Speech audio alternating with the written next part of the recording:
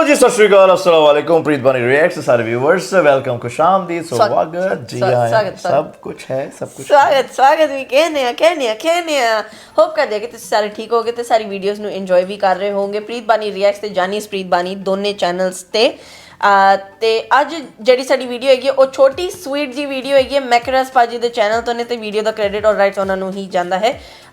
Video ਥੋੜੀ informative ਹੈ ਪਰ ਟਾਈਟਲ ਬਹੁਤ ਵਧੀਆ ਹੈ, ਦ truth of Islam because of which Islam became the fastest growing religion in the world. So देखते हैं जी कि केड़े फैक्ट्स ने की हैगा, क्या सच्चाई है जिसकी वजह से इस्लाम जो है कि सबसे fastest growing religion in the world है जी। और अब देखते हैं क्या क्या एग्जांपल्स के साथ उन्होंने डिस्क्राइब करा है। तो बैठ के पूरी वीडियो देखेंगे। और यस, पहली बार बना रहे हैं दी वीडियो तो करके चेंजेस ले आने लग रहे हैं असी। पिछले कुछ दिनों में आपने जरूर देखा होगा कुछ फेमस लोग जिनका कहीं ना कहीं एक अच्छा सोशल इंपैक्ट रहा, लोग उन्हें जानते थे, फॉलो करते थे, लेकिन न्यूज आई कि उन लोगों ने इस्लाम कबूल कर लिया। जैसे कि ब्रिटेन की अल्फ्रेड विलियम बेस्ट कंपनी के मालिक बिलियनियर अल्फी बेस्ट, ब्राजील के फेमस फाइटर नेसिमेंटो, रशिया के ऑर्थोडॉक्स चर्च के पादरी, अमेरिका के famous rapper डर्क Derek, famous internet celebrity Andrew Tate, Vivian Dsena, हिलेरियन हैगी, इंडियन यूट्यूबर परम सिंह। ज्यादा नाम है कि बता पाना मुश्किल है, लेकिन एक सवाल आता है कि इस्लाम में ऐसा क्या है कि लोग इतनी तेजी से मुसलमान हो रहे हैं, दूसरे धर्मों को छोड़कर इस्लाम अपना रहे हैं। जबकि अगर देखा जाए कि एक ऐसा टाइम भी चल रहा है जिसमें इस्लामोफोबिया भी अपने चरम पे है, लेकिन फिर भी लोग, और वो भी इंटेलेक्चुअल पीपल, बाकी धर्म के कंपैरिजन में इस्लाम को ज्यादा इंपॉर्टेंस दे रहे हैं। आज की इस वीडियो में हम जानने की कोशिश करेंगे कि इस्लाम दुनिया का फास्टेस्ट ग्रोइंग रिलीजन क्यों है। इजी, चलो जी। इस वक्त पूरी दुनिया की पॉपुलेशन 8 बिलियन मार्क को क्रॉस कर गई, जिसमें Christian 31.11%, Muslim 24.9%, secular, non religious, agnostic, atheist, इन सब की पॉपुलेशन 15.58%, हिंदू 15.16% और बाकी बचे 13.25% में सभी रिलीजन आते हैं। दुनिया में पहली सबसे बड़ी मुस्लिम पॉपुलेशन इंडोनेशिया में रहती है, दूसरी पाकिस्तान में और तीसरी इंडिया में। स्टडी के मुताबिक 2050 तक इंडिया दुनिया का सबसे बड़ा मुस्लिम पॉपुलेशन वाला देश होगा। वर्ल्ड वाइड देखते हैं तो इस्लाम का ग्राफ लगातार तेजी से आगे बढ़ रहा है और साल 2060 तक इस्लाम दुनिया का सबसे बड़ा रिलीजन बन जाएगा। Japan, Europe, France, America, India जैसे कई देशों में इस्लाम सबसे तेजी से आगे बढ़ने वाला धर्म बन गया है। तो अब सवाल आता है कि आखिर इस्लाम इतनी तेजी से क्यों आगे बढ़ रहा है। तो इसका पहला रीजन जो हमेशा से बताया गया कि मुसलमानों में फर्टिलिटी रेट बहुत ज्यादा है। बाकी रिलीजन के कंपैरिजन में मुसलमान ज्यादा बच्चे पैदा करते हैं, यही वजह है कि मुसलमान तेजी से आगे बढ़ रहे हैं। जबकि सेंट्रल हेल्थ मिनिस्ट्री के सर्वे के मुताबिक मुसलमानों के बीच फर्टिलिटी रेट भी कम हुआ है। दूसरे धर्म के लोग तेजी से इस्लाम की तरफ अट्रैक्ट हो रहे हैं। पर डे कहीं ना कहीं से न्यूज आती है कि किसी फेमस इंडिविजुअल ने इस्लाम धर्म अपना लिया। कहीं कोई फेमस बिलियनियर होता है, तो कभी कोई फेमस फाइटर, तो कभी कोई फेमस रैपर, सेलिब्रिटी। ये उन लोगों की खबरें होती है जो कहीं ना कहीं फेमस होते हैं, लोग उन्हें फॉलो करते हैं। लेकिन ऐसे भी बहुत से लोग हैं जो इस्लाम अपना तो रहे हैं, लेकिन आम लोग होने की वजह से उन्हें सोशल मीडिया पर या दिखाया नहीं जा रहा, जगह ही नहीं मिल पाती। एक मोटा मोटा आंकड़ा आपको बताते हैं। द न्यूयॉर्क टाइम के मुताबिक अमेरिका के टोटल मुस्लिम पॉपुलेशन में 25% कन्वर्टेड मुस्लिम है। एक एस्टिमेट के हिसाब से करीब 20,000 से ज्यादा अमेरिकी हर साल इस्लाम कबूल कर लेते हैं। इसी तरह ब्रिटेन में करीब 6,000 लोग इस्लाम धर्म में शामिल हो जाते हैं। जापान भी एक ऐसा देश है जहां लोग तेजी से इस्लाम की तरफ आ रहे हैं। वसेदा यूनिवर्सिटी के अकॉर्डिंग पिछले 10 सालों में जापान में मुसलमानों की आबादी डबल से भी ज्यादा हो गई, जिसमें करीब 50,000 से ज्यादा जापानी लोगों ने इस्लाम कबूल कर लिया। और अभी हाल ही में एक रिपोर्ट आई जिसमें बताया गया कि दुनिया में मुस्लिम पॉपुलेशन 2 बिलियन मार्क को क्रॉस कर गई, जिसमें एक बड़ा नंबर कन्वर्टेड मुस्लिम का है। सवाल आता है कि आखिर लोग इस्लाम में कन्वर्ट क्यों हो रहे हैं, ऐसा क्या है इस्लाम में। तो इसका कोई एक जवाब नहीं। इस्लाम कबूल करने वाले लोगों से जब पूछा गया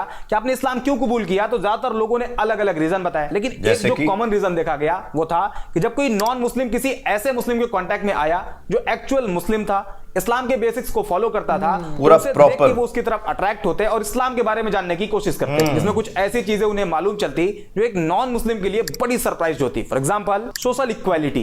बाकी धर्मों में देखा जाता है कि एक इंसान को दूसरे इंसान के आगे काफी नीचा दिखाया गया है। जैसे इंडिया में जातियों में बांट दिया गया, उसमें भी कैटेगरी बना देगी और कमजोर कास्ट कैटेगरी को शूद्र बताया गया। ऊंची कास्ट के लोग उन्हें अछूत मानते, उनके हाथ का पानी तक नहीं पीते। इसी तरह दूसरे धर्मों में काले गोरे इंसान को लेकर डिस्क्रिमिनेट किया गया।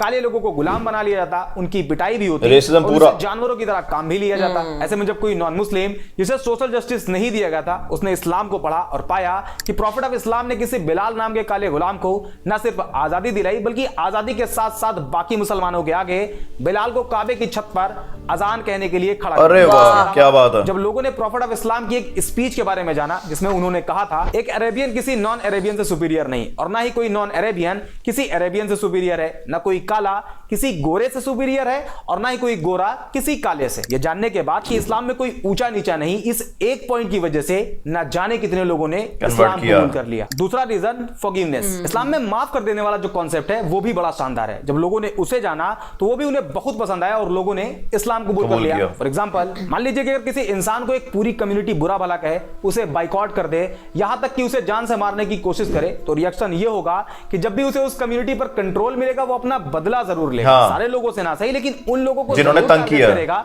जो उसके खिलाफ उसके ही लोगों को भड़काते थे, उसे मार के लाने वाले को इनाम देने की बात कहते थे। आमतौर पर यही देखा जाता है, लेकिन इस्लामिक हिस्ट्री में इसके जस्ट उल्टा है। 7th सेंचुरी में जब इस्लाम की शुरुआत हुई, उसके कई सालों बाद तक, करीब 10 साल बताया जाता है, इस पीरियड में टोटल 40 से कम मुसलमान थे। उस टाइम अरब के जो पावरफुल लोग थे वो मुसलमानों को परेशान करते, प्रॉफिट ऑफ इस्लाम को जान से मारने की प्लानिंग करते, उन्हें जान से मार देने वाले को इनाम देने का वादा करते। यहां तक कि उस टाइम जितने मुसलमान थे उन सभी का सोशल बाइकआउट कर दिया गया और 3 साल तक अबी तालिब नाम की एक पहाड़ी पर कैद कर दिया गया। और मक्का के सरदारों ने यह अनाउंस कर दिया कि कोई भी मुसलमानों को कोई सामान न बेचे, और अगर कोई ऐसा करता है तो उसे भी नहीं छोड़ा जाएगा। 3 साल बाद बाइकआउट पीरियड खत्म हुआ, लेकिन मक्का के लोग मुसलमानों को अभी भी टारगेट करते। सिचुएशन को देखते हुए 622 ईडी में मुसलमानों को मक्का से मदीना की तरफ जाने के लिए कहा गया, जिसे इस्लामिक हिस्ट्री में हिजरत कहा जाता है। हिजरत मींस माइग्रेशन।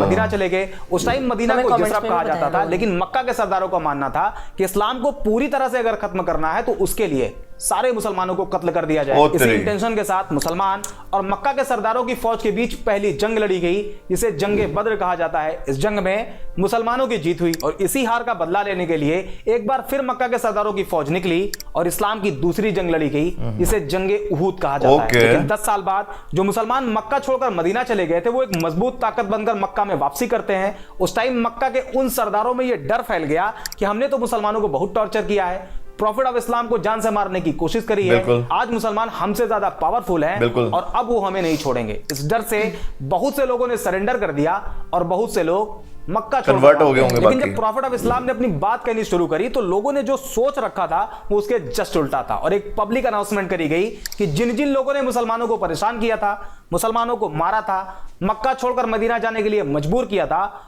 उन सभी को माफ किया जाता है। फॉरगिवनेस सेंटेंस इतना इफेक्टिव साबित हुआ कि जो पहले इस्लाम को खत्म करना चाहते थे उन सभी ने इस्लाम कबूल कर लिया। बात है। आज भी क्या इसका बात है। इंपैक्ट इतना ज्यादा है कि जब कोई नॉन मुस्लिम इस्लाम के इस चैप्टर को पढ़ता है तो इस्लाम की तरफ अट्रैक्ट होता है। तीसरा और सबसे बड़ा रीजन है बिहेवियर। आज सोशल मीडिया पर इस्लाम की जिस इमेज को प्रेजेंट किया जा रहा है वो इस्लाम की रियलिटी नहीं। हालांकि मैं ये भी क्लेम नहीं कर रहा कि इस्लामिक बेसिक्स के अकॉर्डिंग सारे मुसलमानों का बिहेव अच्छा है। इस्लाम तो कहता है कि शराब पीना हराम है और शराब सभी बुराइयों की मां है, लेकिन फिर भी आज का मुसलमान शराब की ठेकों की लाइन में आपको लगा हुआ दिखाई देगा। ऑन द अदर हैंड कुछ मुस्लिम्स ऐसे भी हैं जिनका behave as it is Islamic basics के हिसाब से आज भी है। फॉर एग्जांपल, इस्लाम अपने मानने वालों को कहता है कि अगर तुम्हारे घर में एक रोटी हो और तुम्हारा पड़ोसी भूखा हो तो तुम्हारे लिए जरूरी है कि उसमें से आधी रोटी अपने पड़ोसी को दो।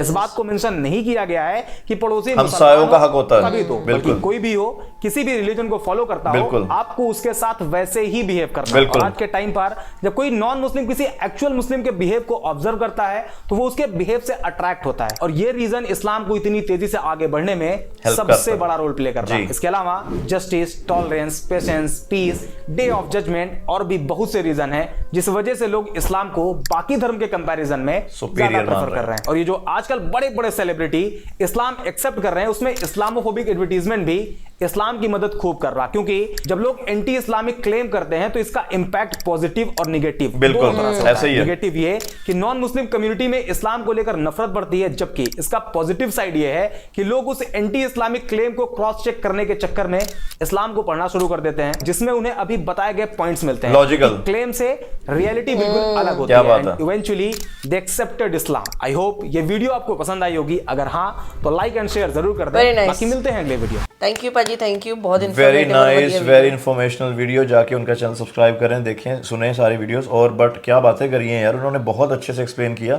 और इदां ही ਹੁੰਦਾ ਐਕਚੁਅਲੀ ਜਦੋਂ ਤੁਹਾਨੂੰ ਕਿਸੇ ਧਰਮ ਬਾਰੇ ਨਹੀਂ ਪਤਾ ਹੁੰਦਾ ਨਾ ਤੇ ਤੁਸੀਂ ਸੁਣੀ ਸੁਣਾਈ ਗੱਲਾਂ ਤੇ ਵਿਸ਼ਵਾਸ ਕਰਦੇ ਹੋ। ਔਰ ਇਹ ਆਖਰੀ ਵਾਲੀ ਗੱਲ ਨੇ ਤੇ ਮੈਨੂੰ ਬਿਲਕੁਲ ਹਿੱਟ ਕੀਤਾ ਕਿ ਜਦੋਂ ਤੁਸੀਂ ਕ੍ਰਾਸ ਚੈੱਕ ਕਰਨ ਜਾਂਦੇ ਹੋ ਚੀਜ਼ਾਂ ਨੂੰ ਕਿ ਬਈ ਯਾਰ ਸੱਚੀ ਇਦਾਂ, ਔਰ ਤੁਸੀਂ ਪੜ੍ਹਨਾ ਸ਼ੁਰੂ ਕਰਦੇ ਹੋ, ਪੜ੍ਹਦੇ ਪੜ੍ਹਦੇ ਤੁਹਾਨੂੰ ਰਿਐਲਿਟੀ ਅੱਗੇ ਆਉਂਦੀ ਹੈ, ਜ਼ਿਆਦਾ ਇਨਵੋਲਵ ਹੋ ਜਾਂਦੇ ਹੋ, ਤੁਹਾਨੂੰ ਪਤਾ ਲੱਗਦਾ ਹੈ, ਫਿਰ ਉਹ ਚੀਜ਼ਾਂ ਦਾ ਪਤਾ ਲੱਗਦਾ। ਔਰ ਬਹੁਤ ਸੋਹਣੇ ਤਰੀਕੇ ਨਾਲ ਦੱਸਿਆ। ਔਰ ਇਹ ਜਗ ਜ਼ਾਹਿਰ ਚੀਜ਼ ਹੋ ਚੁੱਕੀ ਹੈ ਹੁਣ ਜਿਹੜੀ ਅਸੀਂ ਰੀਸੈਂਟਲੀ ਵੀਡੀਓਜ਼ ਬਣਾਉਂਦੇ, ਕੱਲ ਜਿਹੜੀ ਤੁਸੀਂ ਸਾਡੀ ਵੀਡੀਓ ਦੇਖੀ ਹੈ ਹੌਸਪਿਟੈਲਿਟੀ ਦੀ, ਕਿ ਹੌਸਪਿਟੈਲਿਟੀ ਨੇ ਰਵਾਤਾ ਹੈ ਨਾ, ਜਿਹੜੀ ਕੱਲ ਅਸੀਂ ਫੋਰਨਰਸ ਦੀ ਵੀਡੀਓ ਦੇਖੀ ਹੈ, ਉਹ ਵੀ ਇਹੀ ਹੈ। ਸਭ ਕ੍ਰਾਸ ਚੈੱਕ ਕਰਨ ਜਾਂਦੇ ਆ। ਜਿੱਦਾਂ ਮੈਂ ਕਿਹਾ ਪਹਿਲਾਂ ਕੋਈ ਨਹੀਂ ਜਾਂਦਾ ਸੀਗਾ, ਵੰਸ ਇੱਕ ਬੰਦਾ ਗਿਆ, ਗੱਲ ਬਾਹਰ ਆਈ ਕਿ ਹਾਂ ਬਈ ਐਸਾ ਕੁਝ ਨਹੀਂ ਹੈ, ਜਾਇਆ ਜਾਏ, ਦੇਖਿਆ ਜਾਏ, ਐਂਡ ਦੈਨ ਹੁਣ ਦੇਖੋ ਸਾਰੇ ਇਦਾਂ ਕਹਿੰਦੇ ਕਿ ਸਾਡੇ ਦਿਲ 'ਚ ਵਸਦੇ ਆ ਪਾਕਿਸਤਾਨੀ ਦੀ ਹੌਸਪਿਟੈਲਿਟੀ ਤੇ ਉਹਨਾਂ ਦਾ ਧਰਮ, ਇਹ ਸਭ ਕੁਝ ਸਿਖਾਉਂਦਾ।